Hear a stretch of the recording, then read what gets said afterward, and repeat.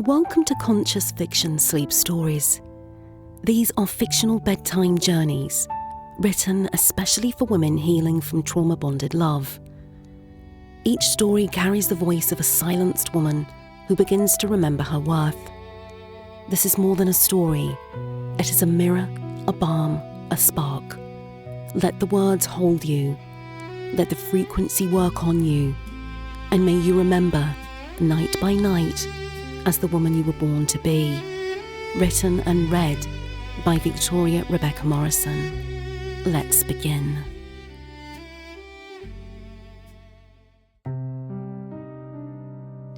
Sacred Voice Dreamscape. Written especially for you by Victoria Rebecca.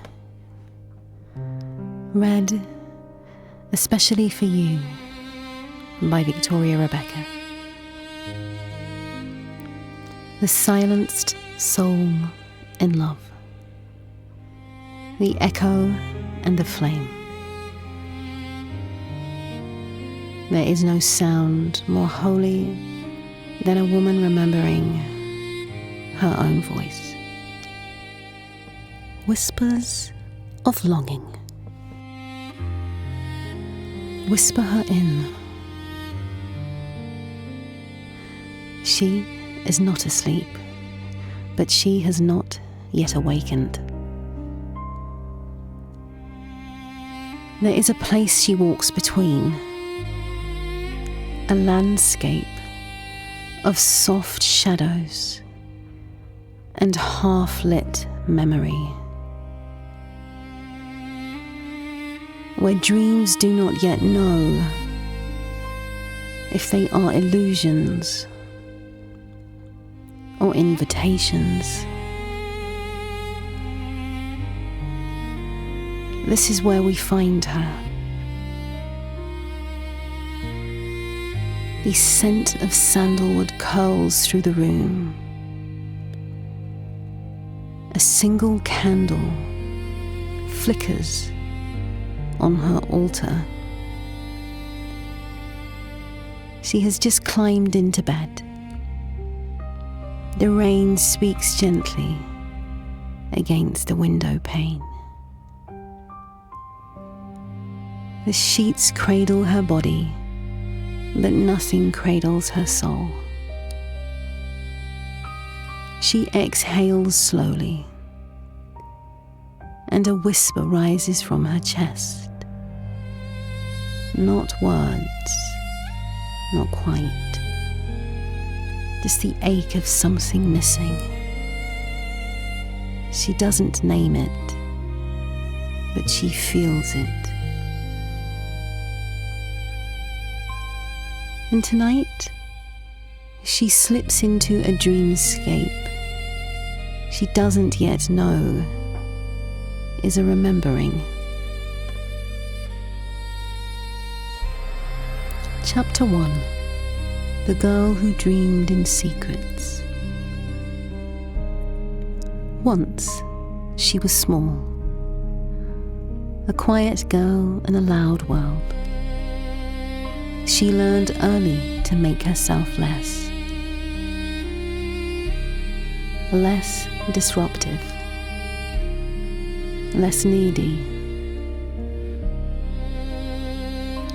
When she was praised, it was for her sweetness, her stillness, her ability to not take up too much room. And so she folded herself into a smaller version, but not out of rebellion, but out of devotion. The smell of her mother's rosewater perfume, the scratch of school tights at the knees, the taste of unsaid words swallowed with a smile. She became excellent at observing. She studied the faces of those she loved and adjusted her own expression accordingly. She wanted to be loved, But more than that, she wanted to be safe. And love, as she had learned it, meant being good enough to stay chosen.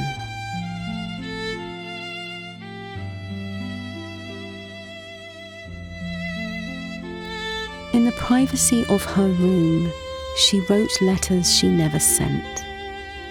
She dreamed of someone who would see her, really see her, and tell her she was finally enough. But the years passed, and though her body grew, her inner child remained knotted in waiting for a kind of love that felt more like rescue than recognition.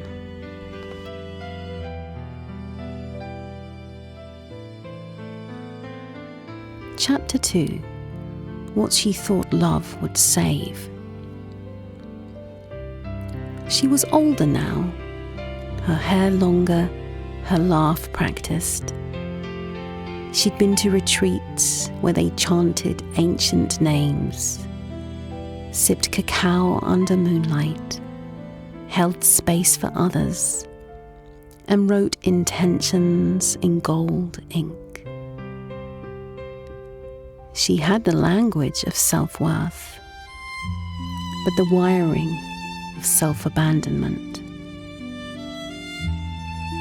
She met him at a workshop. He was charming, thoughtful, spoke of energy and awareness, and smiled in that way that made her heart leap. He called her radiant. He said he felt a deep soul connection. And she, still hungry for reflection, drank it in like sacred wine. They moved fast, late-night conversations, hands clasped under linen sheets, shared playlists and synced dreams. She thought, finally someone saw the parts she'd hidden. Finally love had found her. But beneath the euphoria, old patterns stirred. She noticed how quickly she answered his messages, how she changed plans to make space for him, how her boundaries softened in the name of surrender. And when he went quiet, even just for a day, her stomach tightened, her breath grew shallow. She thought, what did I do? She offered more. She over-explained. She apologized for her tone. The same script, wearing different clothing. She called it love, but it felt an awful lot like longing.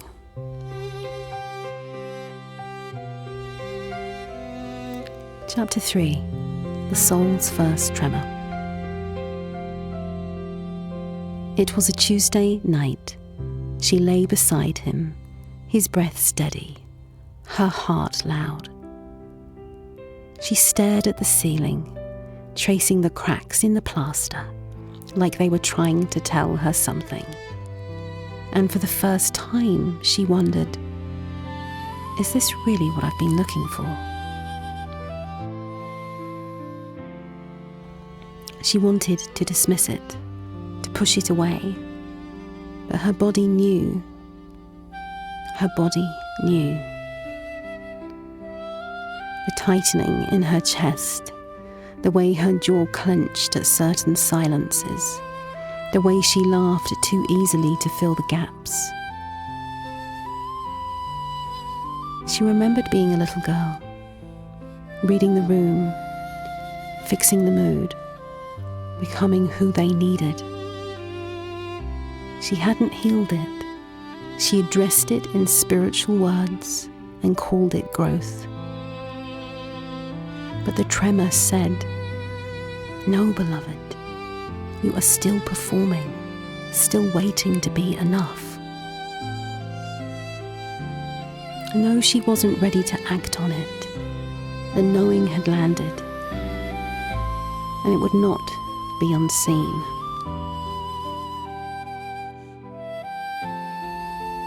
Chapter 4.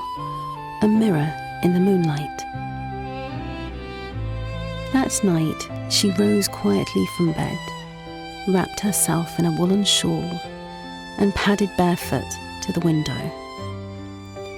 The moon hung low, like a mother watching her sleep. She looked into the glass, not to adjust her face, but to meet her own gaze. There was sorrow there. Not for what had happened, but for what she had accepted. She touched her reflection gently. The glass was cold. Her skin was warm. Somewhere between the two, she met herself. And in that stillness, she heard her soul whisper, "Not yet sovereign, not yet ready, but close." She did not weep. She did not speak. She simply returned to bed, laid a hand over her heart, and breathed. And that was enough for tonight.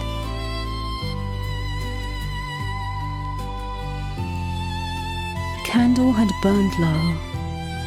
The rain still taps the glass. She sleeps now, but something in her has awakened. A tremor, a thread, a beginning, and the dream is far from over. Sleep tight, dreamer, until we meet again, and so it is.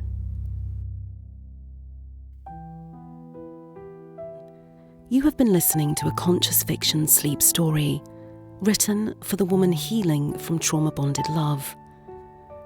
Until next time, darling heart, may the voice within you rise. You are not broken, you are becoming. Written and read by Victoria Rebecca Morrison, Sacred Voice at VM Vocals New Zealand. All rights reserved.